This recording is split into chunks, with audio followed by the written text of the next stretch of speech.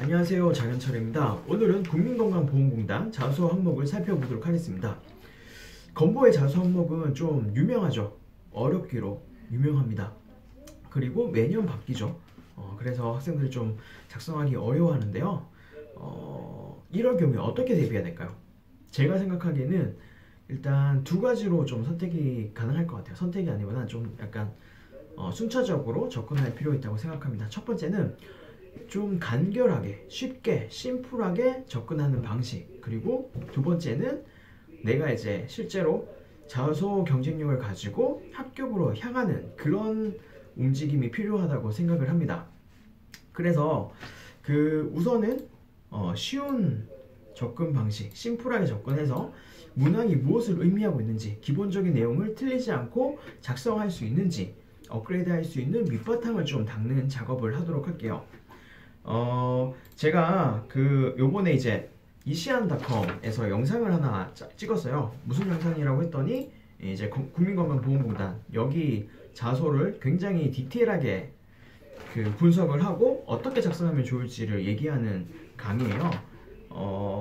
강의 시간이 한 4시간, 4시간 조금 더 넘어가는 정도로 찍었고, 그리고 그때 사용된 PPT의 페이지가 168페이지, 가장 많이 준비를 한 게 아닐까라고 생각이 드는데요.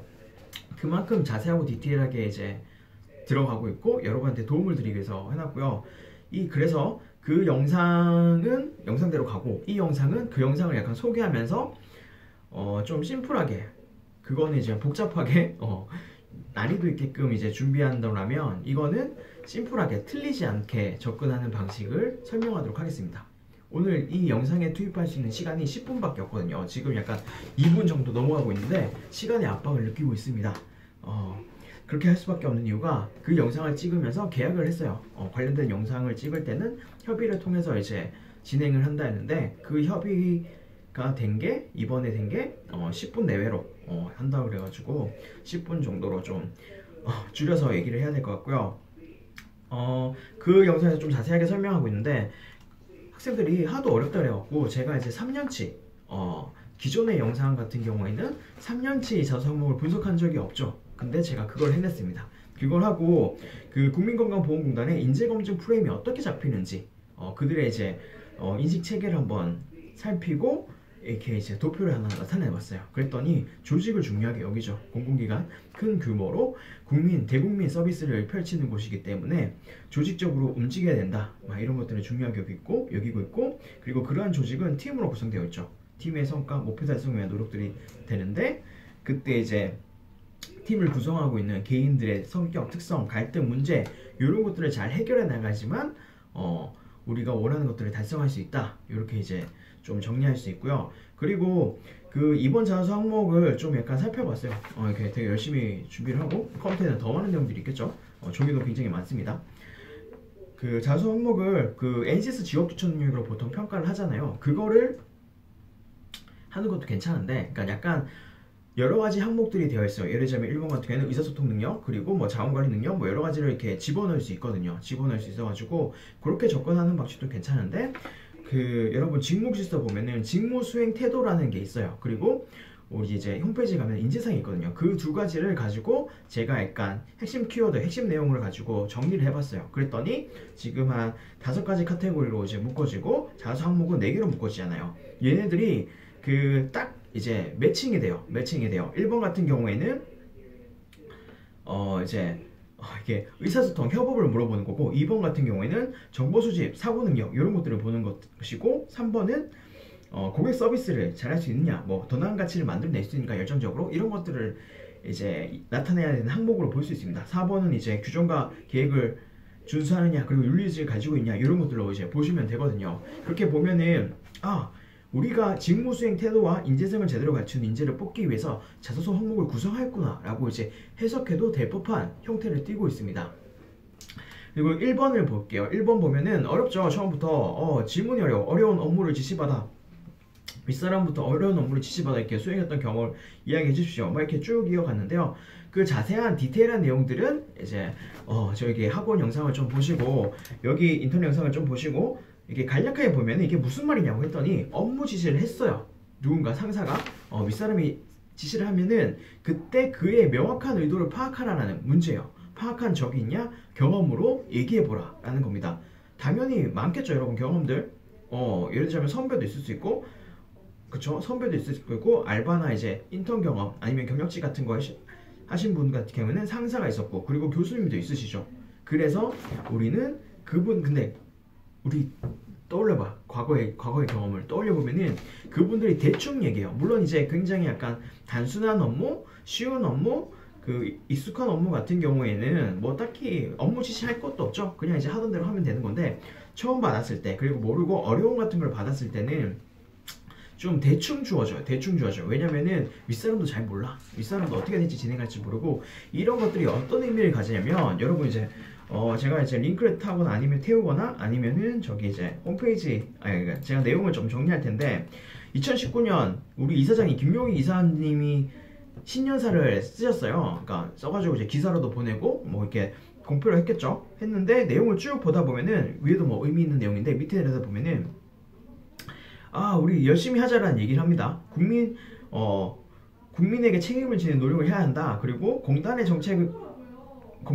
지금 정책을 지원한다고 생각하지 말고 복지부와 함께 정책을 설계하는 생각으로 많은 아이디어를 냈으면 한다. 그리고 건강한 조직 문화는 동료를 대등한 인격체로 존중하는 인권 경영에서 시작됩니다. 다른 개인의 인간적 권리를 지켜주는 것이 사회생활의 기본 태도이자 직장생활의 바른 태도를 인식하고 서로의 인권을 존중하는 조직을 만들도록 노력합시다. 이렇게 얘기를 풀고 있거든요. 그래서 보면은 뭔가 새로 오셔가지고 작년도 이제 초에 오셔가지고 굉장히 뭔가를 새롭게 시도하려는 노력을 하고 있습니다. 그래서 내용을 보시면은 그런 거죠. 근데 이제 잘 몰라. 왜냐면 이제 다른 거 하시다가 이렇게 오신 거죠. 그러니까 건보에 쭉 올라가신 게 아니라 저쪽에서 다른 데서 일을 하다가 건보로 딱 와가지고 사실 잘 몰라. 어떻게 해야 될지. 어떤 비전, 미래상을 가지고 있지만 이것이 구체적으로 어떻게 진행될지는 잘 모르거든요. 그러면은 업무 지시가 모호해질 수 있습니다. 맨 상위 땅에서 모호해지면요, 밑으로 가면 또 모호해져요. 그럼 어떻게 돼요? 밑에 있는 사람들이 구체화를 시켜야 돼요. 협업 과정이죠. 상위는 이제 전략적인 거를 얘기하고 있다면 하위 땅에서는 전술적인 부분들, 구체적인 현실적인 내용들을 이렇게 잘 묶어가지고 위로 버튼업, 이렇게 이제 신년세도 나오고 있어요. 버튼업에 대해서 중요하게 여기고 있다. 토론 문화에 대해서 중요하게 여기고 있다고 얘기를 하고 있는데, 그거를 해주셔야 돼요. 그러면은 뭐가 중요하냐면은 버튼업을 올리는데 아무거나 다 올리면 되는 게 아니야. 상사의 기본적인 방향성, 의도를 파악하고 그에 맞는 실행과 노력들을 해야 되거든요. 그런 의미에서 보시면 됩니다. 자, 2번 같은 경우는요, 예상이 적중한 경우가 있냐, 그때 본인이 사용했던 자료와 근거는 무엇이냐를 묻고 있는 거거든요. 그쵸? 이게 좀 일이 잘 되게 만들려면은 정보를 수집하고 생각을 하고 사고를 하고 그리고 전문가로서 성장을 해가지고 이런 것들을 잘 만들어내는데, 실제로 그걸 할 수 있는 인재냐, 이런 걸 보는 겁니다. 이거 못하는 인재들 굉장히 많거든요. 쉽지 않아요. 근데 그걸 어느 정도로 여러분들은 할 수 있으며 우리 건보로 왔을 때 잘 적응할 거냐, 훌륭한 인재로 성장해서 기여를 할 거냐, 이런 거를 보겠다는 얘기입니다. 관련된 게 있겠죠. 여러분 예상 저쪽에 해본 적 없나요? 있죠? 있을 겁니다. 뭐 이제 사소한 것도 괜찮아요. 뭐 누가 우승했는지, 예를 들어 뭐 축구 경기라든지 아니면 e스포츠 경기를 했어. 그런 걸 했을 때 누가 이길지, 아니면은 아이돌 가수가 누가 1등을 할지, 이런 것들에 대한 어떤 분석, 근거, 자료 있을 수 있겠죠. 물론 업무 관련, 직무 관련 내용일수록 더 좋습니다. 그게 베스트고요. 없을 경우에 쉽게 접근하는 방식에 대해서 역량 중심적으로만 표현하는 그런 것들에 대해서 얘기를 한 거고요. 업무 중심적, 직무 중심적, 회사 중심적, 이런 것들로 가시는 게 맞습니다. 자, 3번 소속 조직 장점을 보고 그것을 더 발전시키기 위한 기여를 어떻게 했느냐, 이런 겁니다. 그쵸? 더 나은 무엇을 만들어낼 수 있는가, 개인뿐만 아니라 조직에 대하여, 이렇게 보시면 되고요. 4번 규정 원칙을 어기는 상황이에요. 많은 사람들이 쭉 어기고 있어. 그거를 개선하려는 노력 어떻게 할 것이냐, 이런 문제입니다. 제가 원하는 거는 솔선수범을 하는 게 바람직하죠. 바람직하고 1호부터 사람들의 이제 동조, 감화, 이런 것들을 기반으로 풀어나가는 것이 필요하다고 생각을 합니다. 그쵸? 시스템적인 구축, 시스템적인 변화, 이런 것들도 이제 만들어 가면 좋은데, 기본적으로는요, 원래 지키기로 했던 것들이 왜 그러했는 것도 아셔야 되고, 그리고 왜 사람들이 어기면은 안 되는지 이런 것에 대한 이해가 충분히 있는 다음에, 근데 이제 그 제도라는 것이 현실을 따라가지 못한다, 좀 느리게 변하고 있을 때 같은 경우에만 이제 변화를 시키는 것이 맞다라고 보시면 됩니다. 네, 그쵸. 시간이 너무 빨리 가네요. 예. 그래서 지금 한 10분이 지났고 한 2분 정도로 더 해도 괜찮겠죠. 예. 2분에서 5분 정도 해도 괜찮을 것 같다는 생각이 들어가지고 어떤 내용을 할까요? 자, 그렇게 작성을 하시면 돼요. 그렇게 작성하시고 어떤 식으로 표현하면 여러분 스타라는 방식, 상황, 임무, 활동, 결과 이거를 보셔야 되고, 이런 형태로 경험을 서술하시면 돼요. 내가 아까 말했던 위에 이제 어떤 상황에서 무엇을 했는지에 대해서. 근데 포인트는 여러분들이 이제 상황과 활동에 좀 초점을 맞추시는 게 좋습니다. 여기서도 1번 같은 경우에도 어려운 업무를 받았던 게 상황이 심화된 거죠. 위로부터 상사로부터 어떤 일을 맡았는데 그게 어려웠어. 그 어려움을 극복하고 잘했는 게 의미가 있기 때문에 그렇게 보셔야 되고요. 그리고 구체적으로 내가 뭐 했는지가 중요합니다. 경청을 했는지, 아니면은 뭐 재질문을 했는지, 아니면은 뭐랄까 서면으로 다시 달라고 했던지, 뭐 이런 것들에 대해서 서면 자료, 아니면은 그 회의록을 작성하고 그에 대한 확답을 이제 이거 맞는지 아닌지, 이렇게 하면 되는지 아닌지 이런 것들에 대해서 확인 작업을 했다, 뭐 이런 것들이 되겠죠. 그렇게 보시면 되고요. 나머지는 마찬가지입니다. 상황이 얼마나 어려웠고 중요했는지 이런 것들에 대해서 언급했을 때 여러분들이 좀 더 가치 있는 노력들을 했다고 보실 수 있을 겁니다. 예.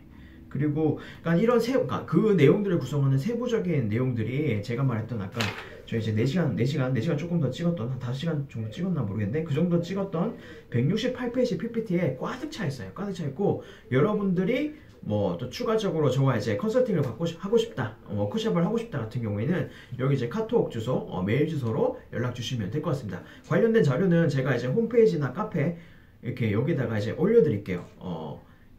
저 이제 원 강의에 학원 인터넷 강의에 찍었던 건 다 올려드릴 수는 없고, 제가 이제 새롭게 만든, 그리고 이제 원래 있던 거에서 약간 좀 빼가지고 이제 작성하도록 하겠습니다. 그거 보시고 여러분 도움 되시길 바라고요. 화이팅 하십시오. 여러분 이제 노력하는 만큼 더 좋은 경력을 만들 수 있다라고 생각합니다. 네, 화이팅이요.